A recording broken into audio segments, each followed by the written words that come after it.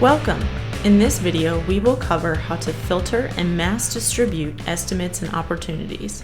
Once you have logged into your Field Central web account, navigate to the main menu and click Sales and Estimates.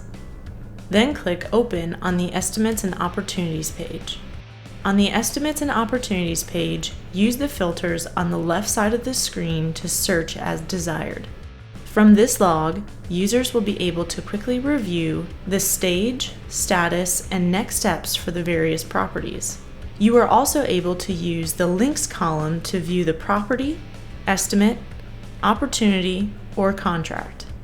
Opening the Quick View window will allow the user to review associated contacts, add next steps, and view estimate activity or add notes. To print or email the filtered list, users will click on the Mass Distribution drop-down and select which option they would like to utilize. Once selected, users will click the corresponding button at the top of the log to mass distribute the estimates. Ready to give it a go? Try it for yourself the next time you are distributing estimates.